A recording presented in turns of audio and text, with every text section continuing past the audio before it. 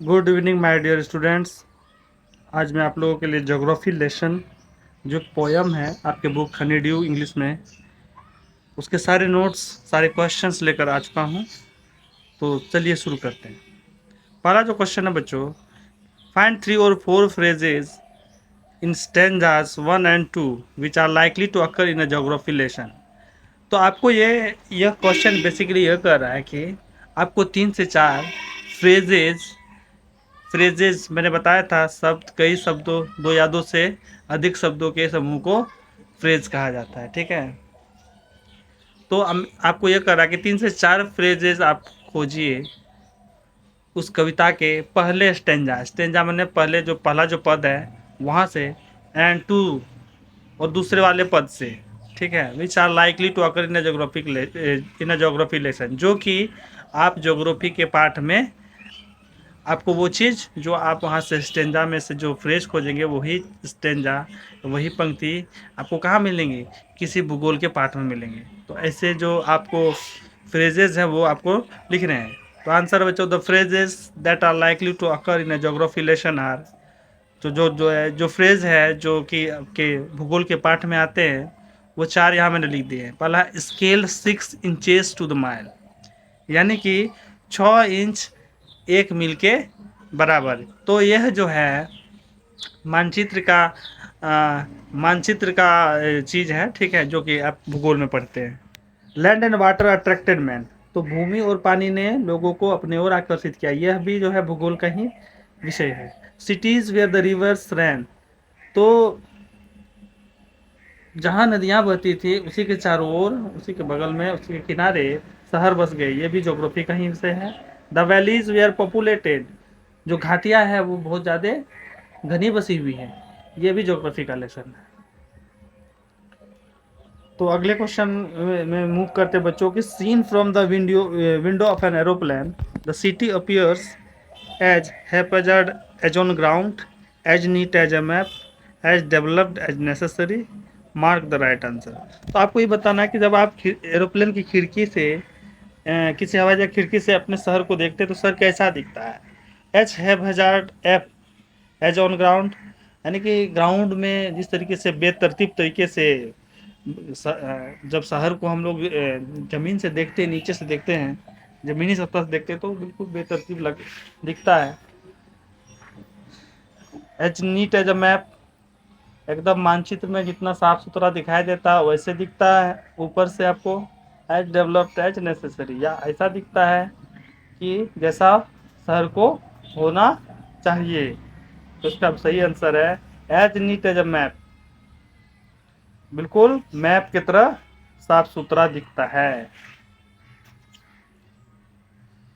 अगला चलते हैं। Which of the following statements are examples of the logic of geography. तो यहाँ है कि which of the following statements, इनमें से कौन से कथन हैं जो कि उदाहरण है ज्योग्राफी के लॉजिक के, यानी भूगोल के लॉजिक के जो उदाहरण हैं।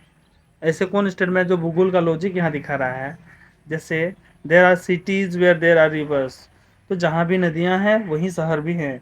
Cities appear as they are not from 6 miles above the ground, तो शहर बिल्कुल दिखते हैं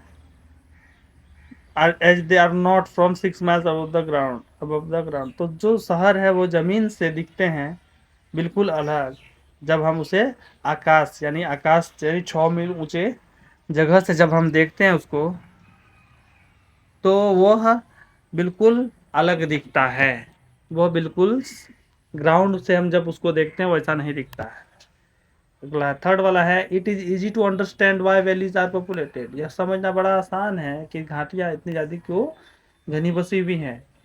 अगला है, it is difficult to understand why humans hate and kill one another, यह भी समझना बहुत मुश्किल है कि मानव क्यों एक दूसरे से नफरत करते हैं और एक दूसरे के खून के प्यासे हैं, एक दूसरे को मार देते हैं, हत्या कर देते हैं। द अर्थ इज राउंड, पृथ्वी गोल है, and it has more sea than the land, और पृथ्वी का अधिकांश हिस्सा जल यानी समुद्र से ढका हुआ है। इसके वनस्पत थल के वनस्पत अधिक संख्या में जल यानी समुद्री हिस्सा पृथ्वी पर मौजूद है। तो इसका आंसर भी है 14 स्टेटमेंट्स है जो कि लॉजिक ऑफ ज्योग्राफी का उदाहरण है, जो एग्जाम्पल है वो इस प्रकार है। There are cities where there are rivers, तो जहाँ भी नदियाँ हैं वहाँ शहर है। ये भूगोल के पाठ्य वस्तु, पाठ्यक्रम या पाठ्य वस्तु का विषय है, ठीक है। हाँ, it is easy to understand why valleys are populated, यह समझना भी बड़ा आसान है कि जो घाटियाँ हैं वो क्यों इतनी घनी बसी हुई है। ये भूगोल का चीज़ है। मैंने आपको बताया था कि घाटियाँ क्यों इतनी बसी हुई रहती है, क्योंकि घाटियों में जल सुलभता से उपलब्ध हो जाता है, सिंचाई के लिए जल का प्रयोग किया जा सकता है और अन्य सारे गतिविधियों के लिए जल का उपयोग कर सकते हैं ना। यातायात के साधन के लिए भी नाव, जहाज वगैरह जल के माध्यम से, नदी के माध्यम से जा सकते हैं। तो यही सब कारण है बच्चों। और नदियाँ हर साल क्या करती हैं, बाढ़ भी लाती हैं। और नदियाँ बाढ़ लाती है तो बाढ़ में क्या होता है, नई नई मिट्टियाँ भी आती हैं, नई जलोढ़ मिट्टी का भी निर्माण होता है। इसलिए घाटियाँ खेती के लिए सर्वाधिक उपयुक्त क्षेत्र है। और यही कारण है कि लोग घाटियों में अधिक बसे हुए, अधिक जनसंख्या में आपको यहाँ लोग मिल जाएंगे। नेक्स्ट है द अर्थ इज राउंड, और जो पृथ्वी है वो गोल है, and it has more sea than land. और ये पृथ्वी गोल है और इसके पास अधिकतर समुद्र है, थल के तुलना में अधिकतर समुद्र है। यह भी तो भूगोल का ही पाठ्य वस्तु है, ठीक है। Mention mention two things that are clear from the height, not clear from the height. आपको दो ऐसे चीज़ों के नाम बताने हैं जो कि ऊंचाई पर से साफ साफ दिखते हैं, और दो ऐसे चीज़ों के नाम बताने हैं जो ऊंचाई पर से साफ साफ बिल्कुल नहीं दिखते हैं। तो जो ऊंचाई पर से साफ साफ दिखते हैं वो है द अर्थ इज राउंड, यह कि पृथ्वी क्या है, गोल है। There is more sea than land, पृथ्वी के पास ज़्यादा समुद्र है, थल के तुलना में ज़्यादा समुद्र है। थल यानी कि स्थल के तुलना में ज़्यादा समुद्र या पानी है, ठीक है। तो जो बहुत क्लियर नहीं दिखाई देते ऊंचाई पर से कि वो है Y man hate each other, कि लोग एक दूसरे से क्यों नफरत करते हैं, यह बिल्कुल ऊंचाई से नहीं दिखता है। Why they build walls and kill one another, वे लोग यानी कि धरती में रह रहे लोग क्यों दीवारें खड़ी करते हैं, एक दूसरे से अलग होने के लिए क्यों दीवारें खड़ी करती है, क्यों सरहदें बनाते हैं और फिर एक दूसरे को मार देते हैं। ये जब ऊंचाई पर से देखा गया तो वो बिल्कुल दिखा नहीं, वो क्लियर दिखाई नहीं दे रहा था, ठीक है बच्चों। तो यहीं तक था आपका, ये एक पोयम था, छोटा सा सेक्शन था। इजीली आप लोग इसको समझ भी लिए होंगे। और मैं चाहता हूँ कि आप इसके क्वेश्चन आंसर्स भी याद कर ले या रिसाइट कर लें। ये आपके एग्ज़ाम के पर्सपेक्टिव से काफ़ी इंपॉर्टेंट क्वेश्चंस हैं। आपके टेक्स्ट बुक के सारे क्वेश्चन आंसर्स मैंने प्रोवाइड कर दिए हैं। अब आगे देखते हैं, नेक्स्ट चैप्टर में मिलते हैं। तब तक के लिए गुड बाय, तब्बा खैर।